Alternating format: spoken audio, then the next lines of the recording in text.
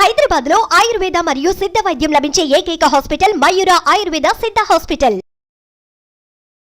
Welcome to Suman TV. నేను మీ నవీన్. ప్రస్తుతం మనతో ఎలక్ట్రో హోమియోపతి ఎక్స్పర్ట్ డాక్టర్ చమన్ గారు ఉన్నారు. సార్ నమస్తే అండి. నమస్తే నవీన్.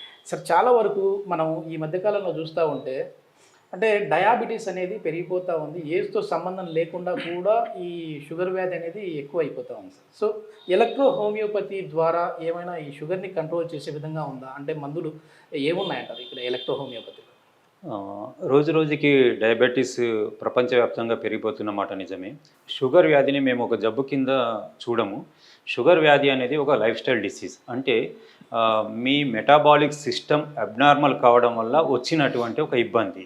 అంటే మీరు చాలా రోజులుగా ఆహారాన్ని సరిగా తీసుకోకపోవడము, తీసుకోవలసిన ఆహారాలు తీసుకోకుండా అన్యాచురల్ ఫుడ్ అంతా తీసుకోవడము, లేదా మీకు వంశపారంపర్యంగా డయాబెటిక్ ఉండడము, వంశంలో డయాబెటిక్ చరిత్ర ఉండడము, ఇవన్నీ కూడా దానికి కారణాలు అవుతాయి. దీనికి పర్టికులర్గా ఒక మెడిసిన్ అని కాదు, చాలా రకాల మెడిసిన్స్ ఎలక్ట్రో హోమియోపతిలో ఉన్నవి. ఇందులో ఏదైతే మెటాబాలిక్ సిస్టమ్ అబ్నార్మల్ అయిందో ఆ అబ్నార్మల్ అయిన మెటాబాలిక్ సిస్టమ్ని మళ్ళీ నార్మల్ చేస్తూనే మేము మెడిసిన్స్ ఇస్తూ ఉంటాం. దానికోసం అని చెప్పేసి పేషెంట్కు కొన్ని రకాల ఫుడ్ సజెస్ట్ చేస్తాము, కొన్ని రకాల లైఫ్ స్టైల్ సజెస్ట్ చేస్తాము. దాంతోపాటుగానే నేచురల్గా ఉండే మెడిసిన్స్, అంటే మొక్కల నుండి తీసిన మెడిసిన్స్ మాత్రమే వాడతాము. ఇందులో కొన్ని భారతదేశంలో దొరికే మొక్కలు, కొన్ని విదేశాల్లో దొరికే మొక్కలు, వివిధ రకాలైన మొక్కల్ని మేము స్పాజరిక్ ఎసెన్స్ అనేటువంటి మెథడ్ ద్వారా తీసి ఇస్తాము. ఫర్ సపోజ్ మేము S2 అనేటువంటి ఒక మెడిసిన్ ఇస్తాం. అంటే మేము ముఖ్యంగా షుగర్ని ఎప్పుడు కూడా మేము ఇన్సులిన్ మాత్రమే ఆ లెవెల్లో మాత్రమే చూడము. అంటే ఇప్పుడు ఉన్నటువంటి ఆధునిక వైద్యం అంతా కూడా డయాబెటిక్ వచ్చింది, షుగర్ వచ్చింది అని అంటే ఎందుకు వచ్చింది? మీ యొక్క ప్యాంక్రయాసిస్ గ్రంథి ఇన్సులిన్ ఉత్పత్తి చేస్తలేదు కాబట్టి ఆ ఉత్పత్తి చేయని ఇన్సులిన్ని ఆల్టర్నేటివ్గా ఇస్తారు, ట్యాబ్లెట్ రూపంలో కానివ్వండి లేదా ఇంజెక్షన్ రూపంలో కానివ్వండి. అట్లా ఇచ్చినప్పుడు ఆ ఇన్సులిన్ మీకు బాడీలో సమంగా అయిపోయి నార్మల్గా షుగర్ నార్మల్ అయినట్టుగా అనిపిస్తుంది.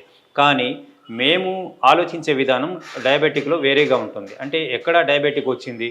మీ ఇన్సులిన్ గ్రంథి, మీ ప్యాంక్రయాసిస్ గ్రంథి ఏదైతే ఇన్సులిన్ ఉత్పత్తి చేస్తలేదో దానికి కారణం ఏంటి అని చెప్పేసి ఆలోచిస్తాం. దానికి కారణం ఏంటి అంటే గాల్ బ్లాడర్ నుండి వచ్చేటువంటి సీక్రెషన్స్ దానికి అందుతలేవు. గాల్ బ్లాడర్ నుండి వచ్చే సీక్రెషన్స్ దానికి అందక అది ఇన్సులిన్ని ఉత్పత్తి చేసుకోలేకపోతుంది. ఇన్సులిన్ ఉత్పత్తి చేసుకోలేనప్పుడు మీ యొక్క శరీరము మీరు తిన్న ఆహారాన్ని గ్లూకోజ్గా మార్చి శరీరానికి శక్తిగా అందించేటువంటి విధానము కోల్పోతుంది. అయినప్పుడు ఈ గాల్ బ్లాడర్ ఎందుకు అందిస్తలేదు అని అంటే ఇక్కడ అయ్యేటువంటి సీక్రెషన్ సరిగా అందిస్తలేదు అని అంటే దీనికి ఏదైతే అందుతలేదు అంటే దీనికి మదర్ ఆర్గన్ అయినటువంటి లివర్ పూర్తిగా దాని జ్యూసెస్ని గాల్ బ్లాడర్కు సరిగ్గా అందించలేకపోతుంది. కాబట్టి ఇది దాని సీక్రెషన్ తయారు చేసేసి ప్యాంక్రయాసిస్కి అందించలేకపోతుంది. అయితే లివర్కి ఏమైంది అంటే లివరు పూర్తిగా అచైతన్యంగా పనిచేస్తుంది. అంటే మునుపటి కంటే కూడా చైతన్యం కోల్పోయి మీ లివర్ పనిచేస్తుంది. అంటే మీరు తీసుకున్న ఆహారం కావచ్చు, మీరు పాటించే లైఫ్ స్టైల్ కాబట్టి కావచ్చు. ఈ లివర్కి ఇంకో మాస్టర్ ఆర్గన్ ఏంటంటే పిట్యూటరీ గ్రంథి. ఈ పిట్యూటరీ గ్రంథి దాని డైరెక్షన్ తీసుకొని లివర్ పనిచేస్తూ ఉంటుంది. ఈ పిట్యూటరీ గ్రంథి ఎందుకు సరిగ్గా పనిచేస్తలేదు అని అంటే పిట్యూటరీ గ్రంథి మీద ఒత్తిడి పడుతుంది. అంటే ఆ మనిషి ఒత్తిడికి గురవుతున్నాడు, అంటే మానసిక ఒత్తిడికి గురవుతున్నాడు, ఫుడ్ అబ్నార్మల్ అయిపోయింది. ఈ రెండింటి కారణాల వల్ల షుగర్ అనేది మీకు శరీరంలో ఇదవుతుంది. కాబట్టి మేము ఏం చేస్తామంటే మేము ఇచ్చే మందుల్లో ఎక్కడ కూడా మీరు చెక్ చేసుకున్నా కానీ దాంట్లో ఇన్సులిన్ ఉండదు. ఇన్సులిన్ ఉత్పత్తులను మేము ఇవ్వము. మేము ఎక్కడ ఇస్తామంటే మందు లివర్ మీద ఇస్తాం, పిట్యూటరీ మీద ఇస్తాం.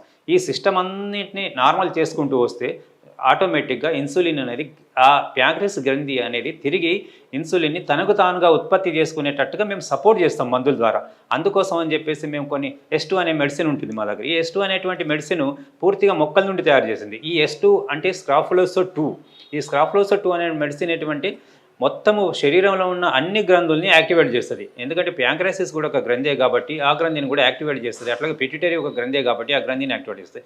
ఈ స్క్రాఫులోసో 2 అనేటువంటి మెడిసిన్లో దాదాపుగా ఒక 7-8 మొక్కలు కలిసి ఉంటాయి. అంటే ఇట్లాంటి మెడిసిన్స్ S2తో పాటుగా ఇంకొన్ని మెడిసిన్స్ ఇస్తాం. అందులో 4-5 మొక్కలు ఉంటాయి. అంటే దాదాపుగా ఒక 15 నుంచి 20 మొక్కల మధ్య ఉండేటువంటి ఒక కాంబినేషన్ని మేము చేసి ఇస్తాము. అంటే పర్టికులర్గా ఒక మెడిసిన్ అనే కాదు, పేషెంట్కి కూడా మెడిసిన్ మారుతూ ఉంటుంది. పేషెంట్ ఆహారపు అలవాట్ల వారి వేరే ఉంటాయి, వాళ్ళ జీవనశైలి వేరే ఉంటుంది.